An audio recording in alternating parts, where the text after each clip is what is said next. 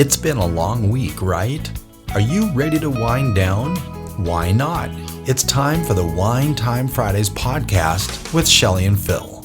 Neither are sommeliers, but both have a deep passion for life, each other, and of course, delicious wine. And now, here to talk about this week over a glass of wine is Shelley and Phil. It's wine time. Hello and welcome to another episode of Wine Time Fridays with Shelley and Phil on this Friday, June 21st, episode 218 with another guest. Shelley, happy Friday. It's wine time. Happy Friday. It's always a surprise which bell you're going to pull out. I'm going to get right into this. We are going to have, in honor of Idaho Wine Month, we're on week number 3. We have Jed Glavin, who is the owner and winemaker for Split Rail Wines. I have to read a few things because I'm really enamored. The website, the Split Rail website is fantastic, full of really fun, juicy words.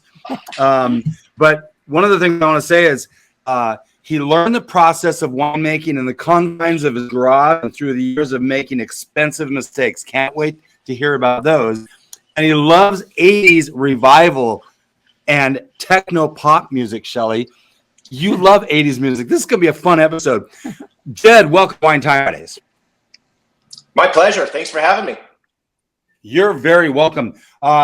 We are going to try to be efficient with time. So we're going to move right along. I've got my beer cap opener to use for our first wine, which is a 2023 Split Rail White Noise. Now, it says Pet Nat on the website, but I think it's Petulant Natural Sparkler. Pet Nat is the abbreviation. Perfect. I was very confused for a whole lot of hours. Really? So You obviously didn't read the next paragraph. I sometimes have a short attention span. Mm-hmm. Jed, we're going to toast this up, and then we're going to ask you to talk a little bit about this, about our standard Wine Time Fridays toast to health, wealth, and abundance, gratitude, romance, And peace on earth. Love that. Cheers. Mm. We're going to take out our nifty sparkling wine keeper and start pumping it. That's delicious. This is a Riesling? It is 100% Riesling. Yep. Yeah. White And noise is what it's called. It's unfiltered, this- but it looks very clear. Yeah, once you We get in the get glass. these pretty clear. So we make about 3 different pet nats, or petulant, as you guys were talking about. So we absolutely adore this style of wine here at Split Rail. It's one of all of our favorite wines to make, just because it's really like wine wild. You know what I mean? We press this juice out and ferment it. And then right when it's almost done fermenting, we watch that fermentation really, really closely. When it's almost fermented dry, we bottle the wine, and then that's what kind of naturally carbonates it in the bottle. So like you said, it's totally unfined, it's unfiltered, it's like the purest form of wine that's just kind of like fermented wild and bottled straight up. So we have to hand disgorge every one of those bottles. So we touch every single bottle. After it finishes its fermentation in there, we have to disgorge it and then top it with a little bit of wine that we lose from that whole disgorgement process. Oh. And this is 11% alcohol, so really nice. Yeah, Nice and 11%. Love that. Mhm. So I love how you have your this wine also won best sparkling wine in Idaho last year in the Idaho Wine Competition. So we're really proud of that we finally got some accolades for one of our sparkling wines. And we're all huge fans of Riesling. I mean, Riesling honestly is the grape that's meant for Idaho. I know a lot of people probably don't want to admit that because Riesling has a hard time selling sometimes. But it's one of our Why is favorite that? grapes. Because if you talk to the wine snobs of the world, I guess. We tried not to go that route. But those in the know, Riesling is really the number, even over Burgundy, and Pinot Noir is the number one varietal worldwide. And some of these German dry Rieslings are off the charts good. So I'm curious, why in the world does Riesling struggle? Because we love Riesling. In fact, we had a Riesling this week, and it's so nice. I'm coming to cry. No, I totally agree. Yeah, I mean, German Rieslings get me super excited. They age really well for white wines. Especially a wine like this that has higher acid. These sparkling Rieslings age super well, and they get better, you know what I mean, in like 5 years, and you start to get that petrol-y kind of like caramelized sugar sort of thing to it. They are just absolutely delicious. I don't have the answer for why Riesling doesn't sell. But in the tasting room when we're selling wines, when you tell people Riesling, they just kind of tend to turn off and say, yeah, I'm not interested. That's just so maybe just say, taste the sparkling wine. Yeah. Exactly. It's so funny when people go in with these preconceived ideas, then they have the blocks and the blinders on. Mm-hmm. If you can convince them to taste blind and just get their feedback, they might just say, is this... I am getting that this is Riesling. I am getting petrol in this. Do you get that? A little bit. Mm-hmm. That's really, I was trying to identify. I was thinking like Granny Smith apple or something, but there's that petrol thing that was underlying, which is, of course, one of the profiles of Riesling. Mm-hmm. I don't want to undersell your best sparkler of the Idaho Wine Competition 2023. You also got double gold for this. You also got silver sip in the Northwest Best of the Northwest competition. So this is really performing very well. Mm-hmm. This particular. Yeah, the wine's doing great for us, and we sell more of that sparkling wine than any of our other wines, sparkling wines in the tasting room. Usually because of exactly what you said. If you just let people taste it and don't tell them what it is, they're like, whoa, that's delicious. It's really got this lemon curdy kind of thing to it. Yeah, there you go. Yeah. Like lemon custard kind of thing that is just delicious. Yeah. And like I said, over time, that petrol-y thing will kind of start to show and it'll develop more as it hangs out in the bottle. But it's funny, is our staff as a group, we all just adore drinking this wine. And if it's just us sitting around a table, that's usually the wine that we have open. Yeah, I mean, why not, really? What's the residual sugar on this one? Oh, that's a great question. It's low, like maybe 0.2 or something. The really interesting thing about pet nat is every bottle's a little different, right? Because each bottle kind of like finishes its fermentation in a different way. And then as we hand disgorge it, you get a little bit of variation in how much you lose out of that particular bottle between one bottle to the next. So that's why this wine for us is super exciting, because every bottle is like slightly different and a little bit more exciting, and it's not all so uniform. So it's a great question, and it kind of varies. It's a really hard wine to make to really nail exactly when you want to put it in the bottle and how much residual sugar is going to ferment out, how much is left in the wine.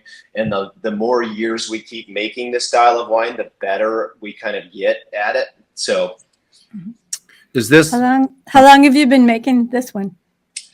I think this is vintage, probably 5 on White Noise. So we've made that one the longest. We usually make a rosé pet nat too. This last year we did a really classic style pet nat that was Pinot Meunier and Chardonnay that were co-fermented together and fermented in 100% new oak. So we were trying to really mimic that classic champagne kind of style with pet nat, where this style, this White Noise, is really just a fruit-forward sparkling wine, So you have done the Method Champenois using 2 of the 3 traditional grapes in Champagne to do that. Yeah, so we didn't do Method Champenois. It's still a pet nat. Gotcha. We were trying to mimic what those classic, true Method Champenois wines are like. We don't have all the equipment to do Method Champenois stuff. I mean, I would love to try it someday, but that's a pretty big investment, I think, to get into a whole nother game, All that riddling and disgorging and the whole 9 yards. Exactly. This 2023 is $32 through the winery or on their website, which is absolutely right in the perfect target for a wine of this caliber. That's really cool that it's only $32. So I love that. I'd be remiss, Shelley, if I didn't say we are having this in Andrea Robinson's The One white wine glass, which we really love sparklers in this as well. And so we try to give her a shout out anytime we can. Speaking of, We're switching to red. we're switching to red. We are going with a 2021 Split Rail Laser Fox. I got to get this right. There is That's a cool fox. Cinsel. I can never pronounce it. Cinsel. Cinso? Yeah. From Aluke Slope. So how long have you been in existence as a winery? We started the winery back in 2010. So, we've been around now 13, 14 years, which is great. So started really small scale in like an auto body shop down the street. And kind of renovated it. We were super small scale and just worked out of a funky old warehouse and kind of made it work for a number of years, for about 10 years, and kind of slowly built ourselves up. And we just built a newer facility this year that allows us to grow a little bit more and, book larger events and do cool stuff like that. Congratulations. That's great. Thank you. And you're in southern Idaho? Oh my God. We are. It's pretty much Boise. We're in Garden City, so we're kind of an urban winery. Just right outside the Boise city limits in Garden City here. And there's a number of urban wineries down here. There's about 4 or 5 of us that are down in Garden City. So it's awesome to be close to home, to have the winery close to home. So we don't have this massive commute every day to get back and forth. Yeah. We'll be down there in October. We'll have to come visit. Oh, please do. We've got a 1 or 2 day conference down there. So we're going to go ahead and stay 2 weeks and hit all the wineries. Awesome. Yeah, sounds fantastic. Yeah. So, by the way, people are still surprised that Idaho is producing wines. And first of all, all 50 states are producing wines. Not all 50 states are producing good wines. Right. And so, but Idaho, my goodness, the fastest growing wine region, I think. And it's just coming in. We basically tripped into one of your wines last year. And I'm like, okay, I make a little note. We need to get them on for Idaho Wine Month. And so thank you for that. Hashtag cheersing. Cheersing. We won't go the long one, everyone. This has got a really, really interesting nose to it, in my opinion. Mm-hmm.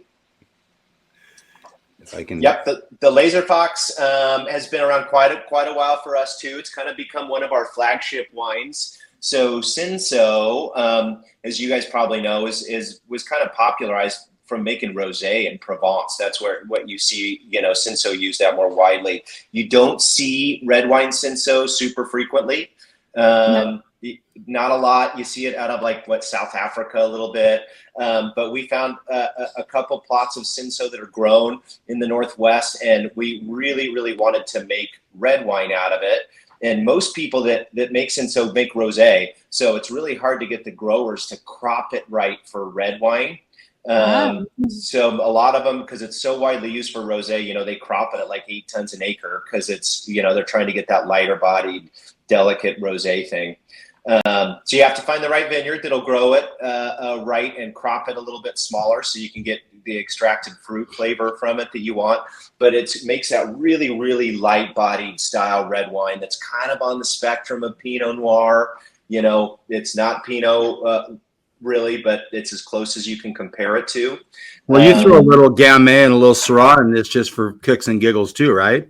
Exactly. Yep. Cinso's it's a Rhone variety. So Syrah kind of makes sense, to beef it up on the back end a little bit to give it just a little bit more beef. And then that little bit of Gamay we put in there too, just lightens it up and just adds a little bit more of that fresh fruity character to it. So All of our wines, you know what I mean? We don't really have a consistent way that we blend them. We usually take the base, which is Cinsault, and then every year taste how we think, it tastes best with other grapes. If we need to add a little bit of Syrah, if we need to add a little Grenache, a little Gamay, we change it from year to year based on what tastes good to us. Okay. Love that. I think this would have gone well with our tacos we had last night. Oh, Too bad. tacos on the menu again tonight. Yeah. You know what I love about Cinsault and this red wine, having that lighter bodied thing, is it's not like it doesn't have rip and tannins to it, you know what I mean? So it doesn't need like a big fatty steak or anything. You can eat lighter fare with it, like you guys are talking about. Pork, chicken, anything like that. Fresh potatoes or new potatoes, I think, are amazing. So we really, really love lighter bodied red wines here. So we make a lot of Cinsault and Grenache and Gamay and stuff like that. And so you sort of specialize in the Rhone varietals, right? Yes, we do. I mean, we branched out. That's how we originally started, was being Rhone focused. A lot of our flagship wines are very Rhone focused, from the Horn Beast, which we'll try later today. This Laser Fox Cinsault that we have, we make a lot of Grenache. Syrah's like one of our kind of foundation varietals that we play with. So yeah, the Rhone is really at the beacon of our heart. This has got a very long finish, and I am getting tannins in this, but they're pretty soft tannins, really light, which I appreciate.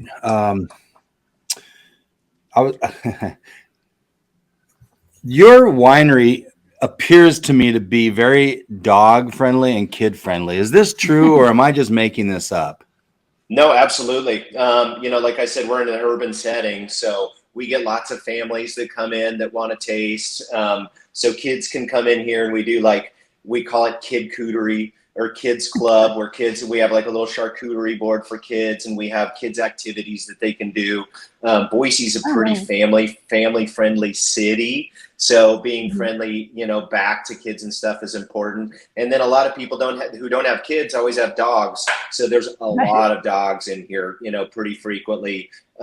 So yeah, we let them come in and hang out, and you can bring your whole family and come hang with us at the winery. I love that. We're going to take one quick break. We're going to take a temporary break, and when we come back, we're going to get into a Tempranillo. Oh, got it. Yeah, if you have to explain it, it's not funny. So we're with Jed Glavin of Split Rail Winery. Easy for me to say after just a sip, and we'll be right back.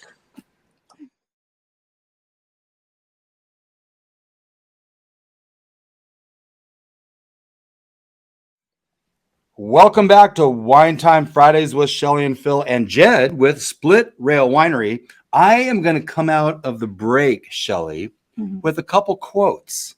Each break, I'm going to come out with a quote like this one.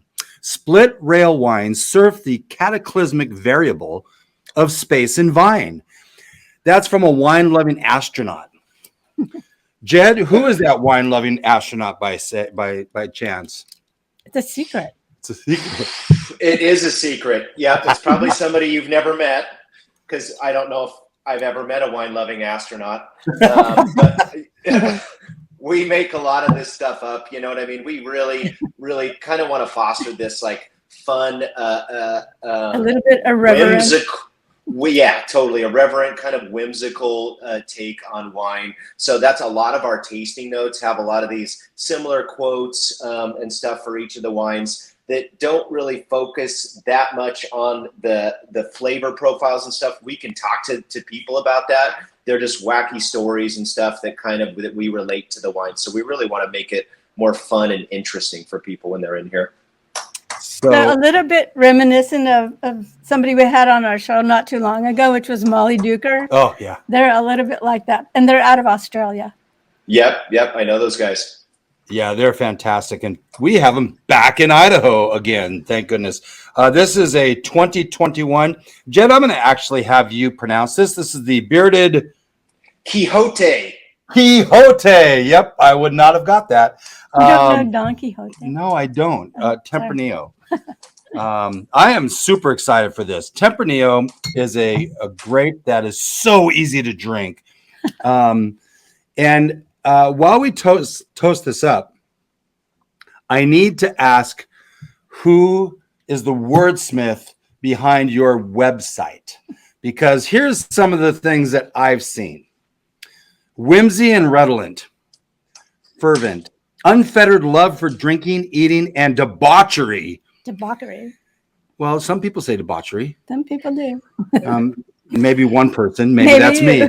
And then, of course, what was going to be our wine word of the week, plonk. But I changed it because, Jed, I couldn't go there. But I did include that. And we're going to talk about plonk and why I didn't go there. But these words are so much fun. Who's writing this stuff? I am actually. So I come up with all the tasting notes and write all the websites information, and I love this stuff. Like writing words and descriptions and stories is really what gets me excited about the wines, and trying to make weird, wacky connections, between the wine and what you're tasting, and like a mental perception of what they could be. So I love this stuff. I really wanted to study creative writing when I was in college, and I kind of went a different direction, and I'm not really using my college degree per se, as I'm a winemaker now. So I get to have fun with words is what I always wanted to do anyway. So. Well, both creative outlets. Yeah, for sure. Exactly. 82% Tempranillo and 12% Grenache. 18%. Well, that's not what my notes say. Oh, mine do. On this 2021 bearded Tempranillo. Quixote. You got scared to say it. I did. In the world of audio, you never want to have dead air. Shelly always gives me a bad time. It's like all you do is you talk. I'm like, but dead air, Shelly. It's more editing on the other end. But yeah, I was gonna stumble all over myself. Quixote. Wow. Spanish word. 14.2 alcohol. Mm. This is also delicious. Yeah, this has got a killer nose, and it's exactly what I would want in a Tempranillo. Oh, love that. So yeah, we add a little bit of Grenache to kind of mimic the Rioja style of wine, as they do in the Rioja region. They usually add a little bit of Grenache in with their Tempranillos. So we did that, and then this wine is actually aged in amphoras, if you guys are familiar with those. So we have a couple of amphoras here. They're clay pots that we import in from Italy. So they sit like a ceramic egg.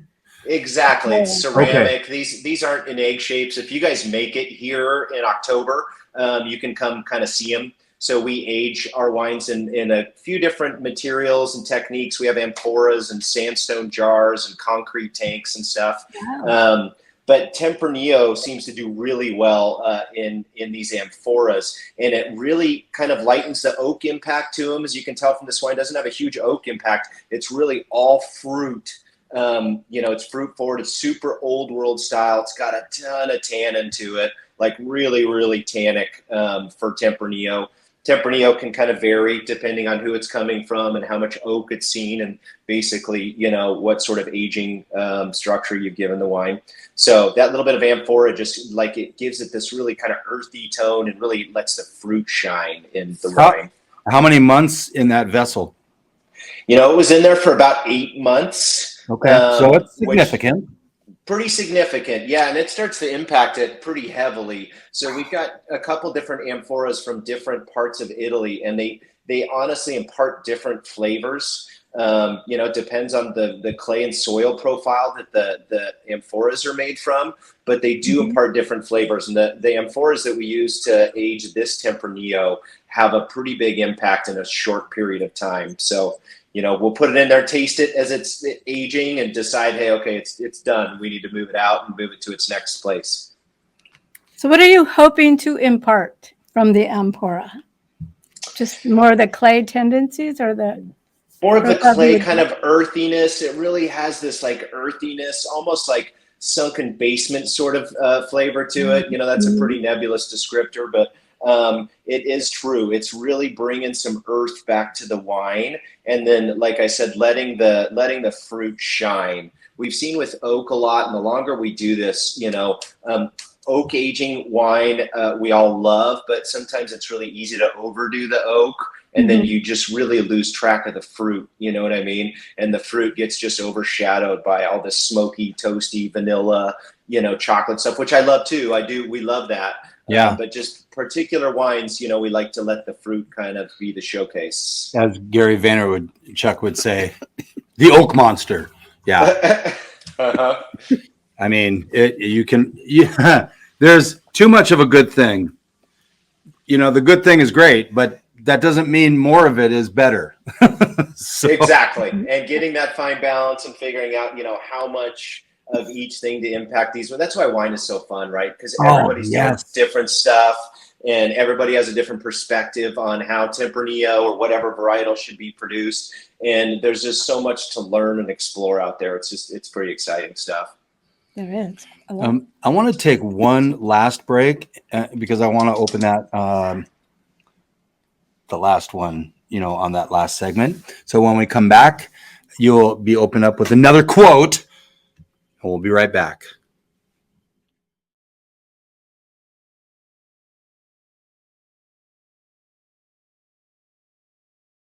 Okay. Welcome back to Wine Time Fridays, episode 218 on this 21st day of June 2024, which is the third week of Idaho Wine Month. Shelley just had a thought in her mind. I don't want her to lose it. Go ahead. Well, it's summer, so that's good, but it's also the longest day of the year, which means it's going to get shorter. So don't bring us down with your negative thoughts of shorter days after today, please. This quote I'm bringing us back: wine with enough hip to do the Humpty. I love that one too. Yep. A hopeful dirge. I don't even know what a dirge is. I don't know. I'm just so happy with these words. Okay, so Jed, in our world, Shelley and I are both social media managers, run a couple social media management agencies, and it's always taught any content should be written for a fourth grader. I am going to go out on a limb, Jed, and say thank you so much for writing your website content for an adult. Over 21. Over 21. Why wouldn't you, right? I mean, just that is so much fun because it really gets – I found myself tripping over a couple of these words. It's not like I don't know what unfettered is, but it's like you don't see it very often. So Totally. I love that. So I wanted to ask – I had it. Will you pour us a little bit, please? We should probably go to our CDA Gourmet Wine Words of the Week, which is exploratory winemaking. Now, I've got written down exploratory winemaking is an unconventional approach to winemaking that involves experimentation, innovation, that sort of thing. However, thank you. This is a 2021 Split Rail Horn Beast GSM. I can actually pronounce all of that. I believe there's Grenache, Syrah, Mourvedre in that. And so this exploratory winemaking, I chose that over Plonk because Plonk is really not what these wines are. Plonk is like swill. It's not a good word. So we'll do that down the road when we have Yellowtail on as a We're not supposed to be bad-mouthing Yellowtail anymore. No, we're not. But I know that you have in your winemaking process minimal intervention.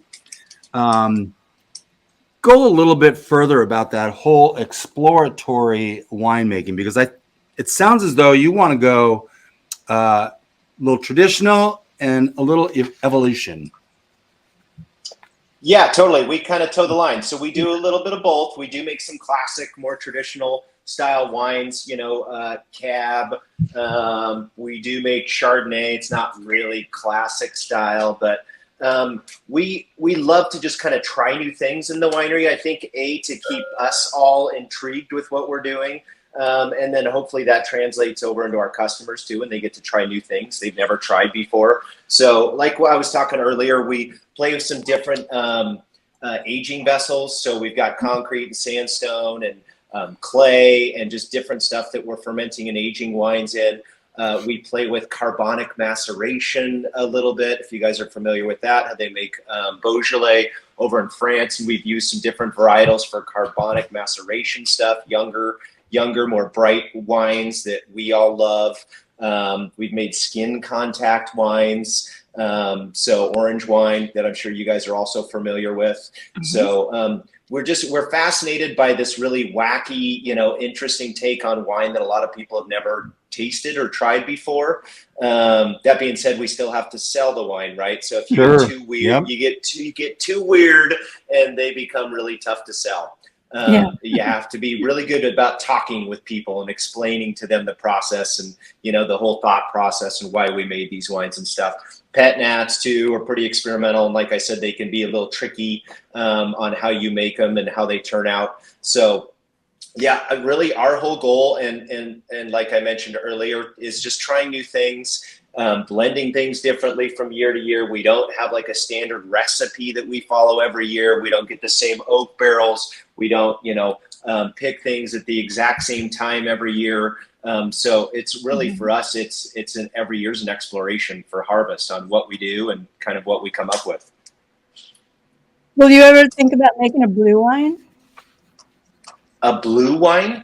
Mm-hmm. I actually don't even know what that is. There's a blue wine. Well, she let the cat out of the bag. Uh-oh. Well, not really, but next week we're going to celebrate the 4th of July, Independence Day here in the States, with a red, white, and blue wine. We talk about preconceived ideas. I don't think we're going to like this blue wine. I just don't. We'll see.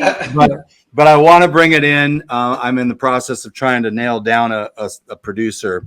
It's a very pretty blue wine, too. It's not purple. And we obviously will need to do more research on it. If not, we'll have a red, white, and rosé episode next week. But there is a blue wine, and I'm loving that because I'm sure it sells really well during the 4th of July here. And then when else? And then when else, yeah. So if you were to have a signature wine, something tells me this might be the one right here, this GSM, 80% Syrah, 10% Mourvedre, and 10% Grenache. Am I right about that, or is it just my feeling? Nope, I think you're feeling right. So that's the Horned Beast.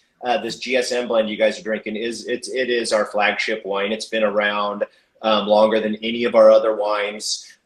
So we have so many people that come in and just say, I'm here for a bottle of Beast. So they know what they want. They have like a term for it. You know what I mean? A shortened term. So that Syrah Grenache Mourvedre blend, it really shines. And I think we've figured out a recipe on that works for us. Like I said, we change the percentages every year of Mourvedre and Grenache and Syrah. So this vintage is a little more Syrah heavy, and it's got that really earthy kind of toned Syrah to it. You get that really funky funkiness to it that works really well with that little bit of pepperiness from the Mourvedre, and then you get that little touch of sweet fruit from the Grenache. And that's why those GSM blends, I feel like they're generally crowd pleasers because those three grapes just work so well together, Mm-hmm. And then that wine too, we age that in oak for a year, and then we move that over into concrete eggs for its final year. So it's aged for a full 2 years, but its last year of its life is aged all in concrete.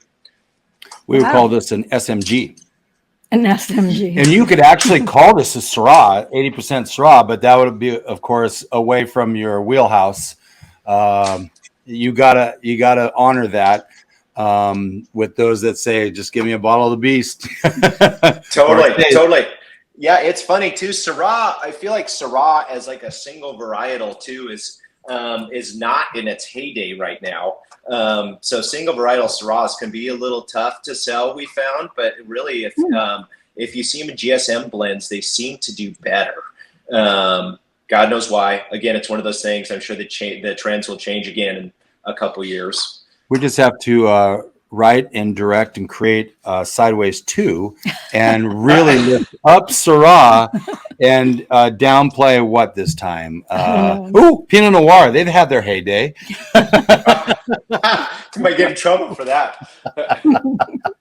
It's just a joke, all you Pinot fans. We love Pinot. So we did say that White Noise was $32. The Split Rail Cinsel is $32, and the bearded sea soaked Tempranillo $35. Sorry, I spit up a little bit. And then the Split Rail Horn Beast GSM, which we're having right now, $39. Tell me, I would love to know what you would pair with these three reds, because we haven't really talked about that, but they're all so different and unique. And I believe Shelley nailed it on the Laser Fox. Yeah, the Cinso, that would be great with tacos. I think it's absolutely true. What would you say on those three reds? Yeah, I think tacos would work. Like I was talking about, lighter fare for the Cinso. I mean, I think salmon would be lovely with it, or a pork chop. You know what I mean? A pork, just a lighter meat is beautiful. You know, a little bit of cheese, like those lower tannin wines, I feel like don't necessarily need something big and fatty. Sure. You know what I mean, to drink with it. So those would be my choices with Cinso. Tempranillo, you know, with all the tannin that one has and that old world fruit. You know, you could get weird with that. Since we love weird stuff, I'd say maybe like some cow tongue would be delicious with that one. You're right. That would be a weird one. Yeah. Tacos de lengua is exactly. Exactly. Yeah. So the Tempranillo being kind of more medium bodied, it's pretty flexible. You could go all sorts of directions with that wine, and the tannin kind of it's holding. So you could go meat if you wanted to, or you could go even lighter. Lighter fare with the temp, and then the Beast. You know, what do you guys think for the Horn Beast? What would you pair with that wine? Because you're drinking it honestly, right now. I think salmon and pork would go really well with this as well. This? I do, yeah. This is so easy drinking for me. Those two right off the bat. She makes because I'm getting some. I would say red fruit. You make a really good, I believe. I know I always say raspberry sauce, and you're like, no, it's plum sauce. But no, it's cherry sauce. None of the. But I swear you've made a raspberry sauce that I think this would be fantastic with. Okay. I think this would go well with a bison chili. Ooh. And maybe some mole in there too. So some chocolate. I love that. I love that. Yeah, that sounds killer. It makes us all a little bit more hungry right now, Shelley. Thank you. Exactly. We are getting close to the end, but I wanted to kind of touch on a few of the wines that we've had this week and enjoyed.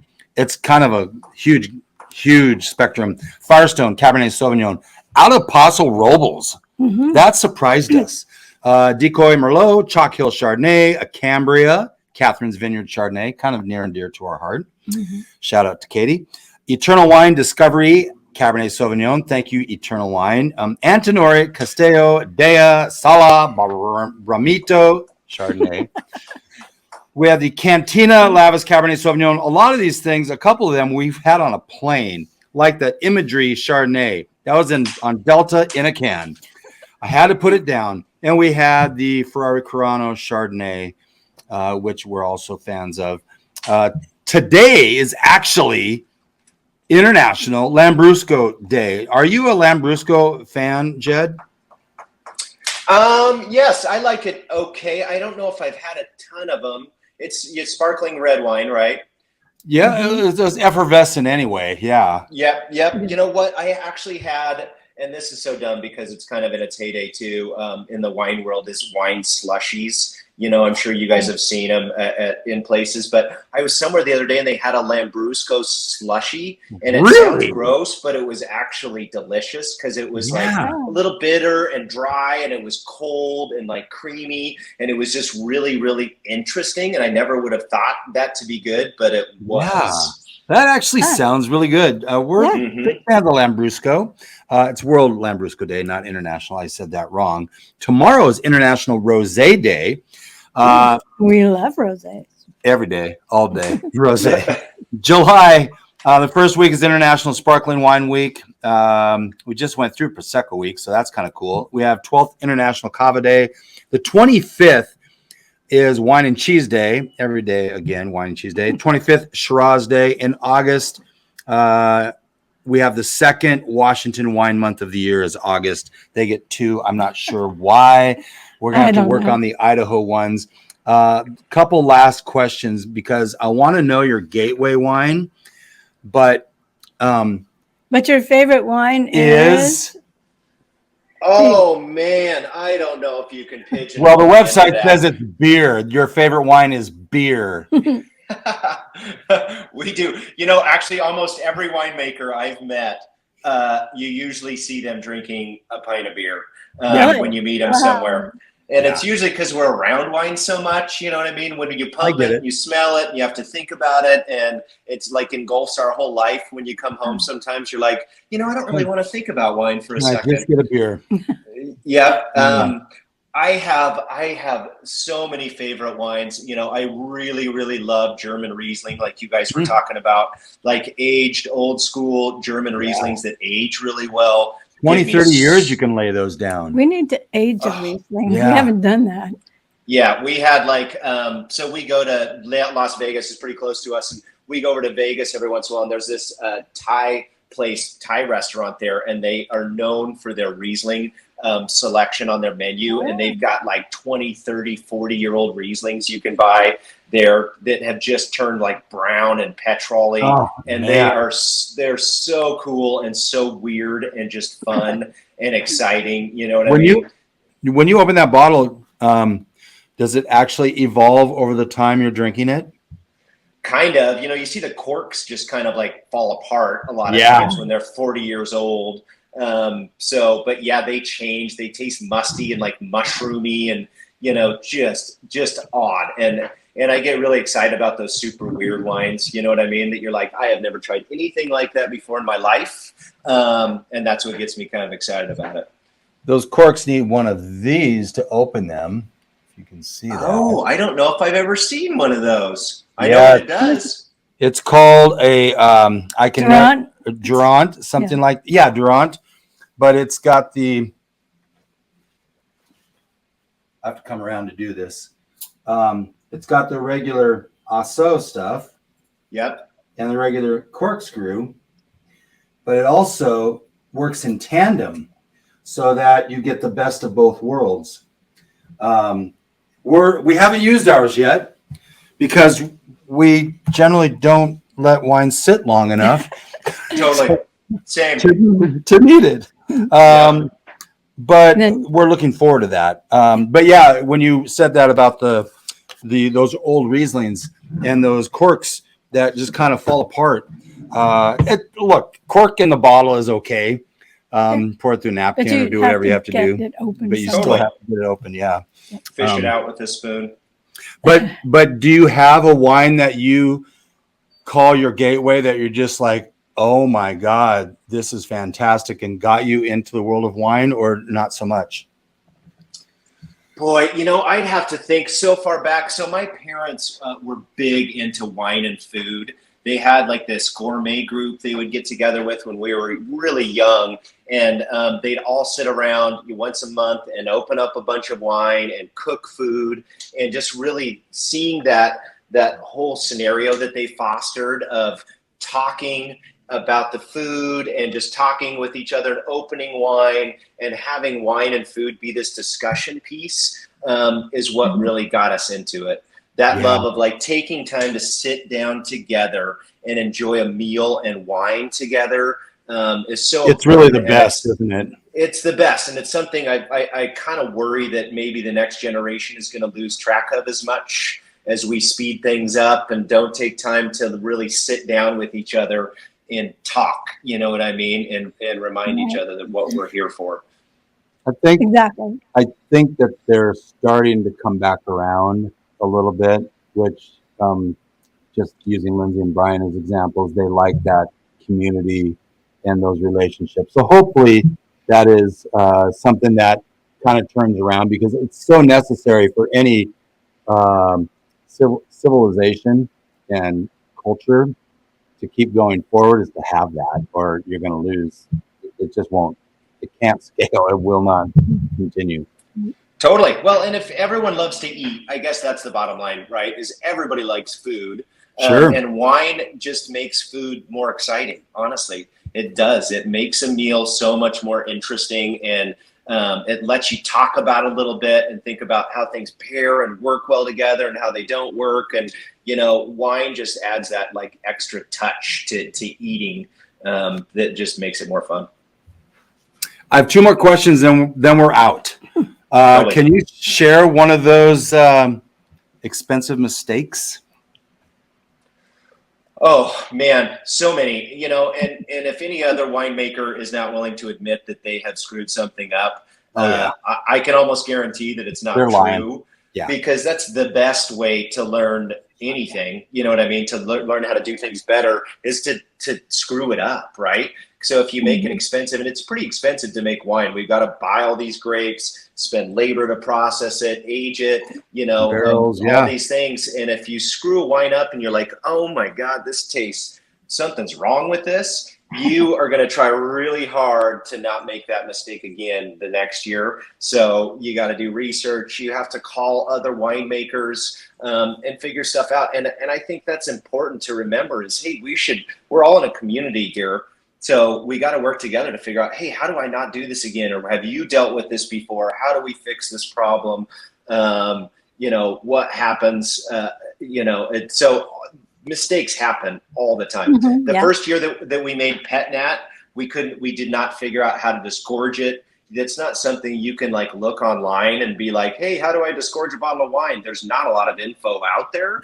So we put these wines on the market that were undisgorged, and people would bring them home and they'd open them and the bottle would explode all over their kitchen. So we tried to make these like social media videos on like, hey, softly open the wine into your glass and try to capture it. And, we just had more complaints than anything. So you pull it off the market, and then the next year you're like, okay, well now we've got to figure out how to disgorge it. And you move through, phases of owning a winery and figure out, okay, well, we're not going to do that again. How do we make this more efficient? Well, aren't the store shelves lined with safe wines? Yeah, safe wines. And so what we're talking about is going out on a limb a little bit and making those mistakes, because you're going to end up making a higher quality wine down the road. Totally. Absolutely. Yep. Your last question? Well, I'm debating. I won't ask a question. I will just say that on the back of this last GSM, it says, let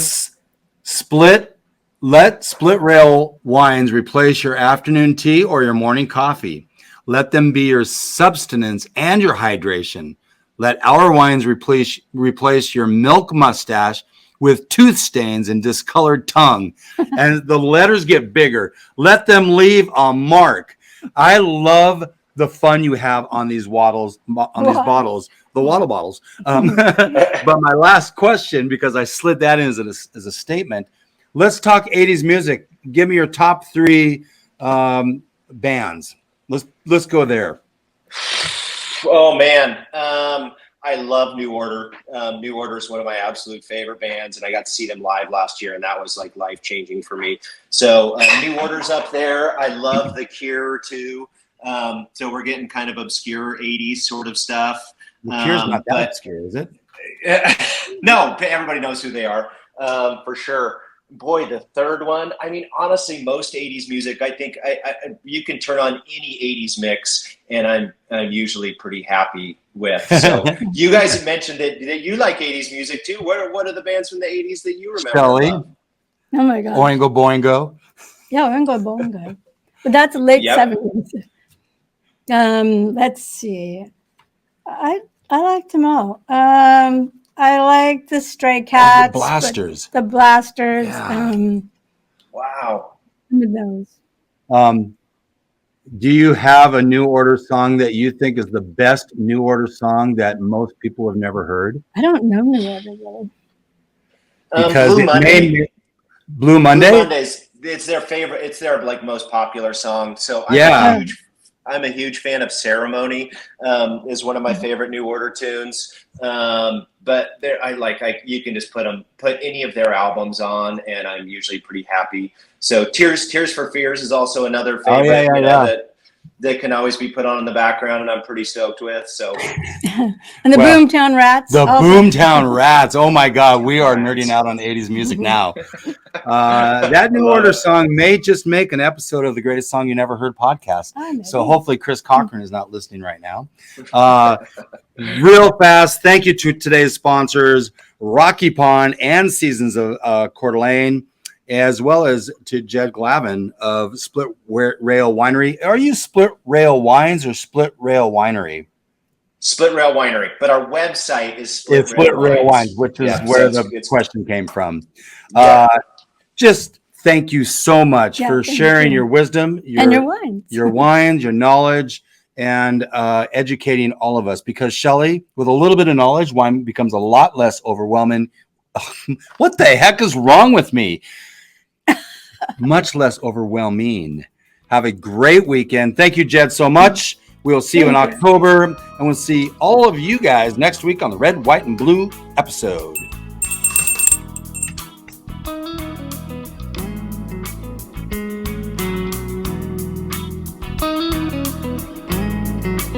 Thank you for spending part of your day to wind down with Shelley and Phil. Remember, you can listen to any episode of the Wine Time Fridays podcast by visiting winetimefridays.com or wherever you get your podcasts. And join us on our Wine Time Fridays Facebook page, Instagram, or on Twitter, which is @VintageTweets, for daily conversation.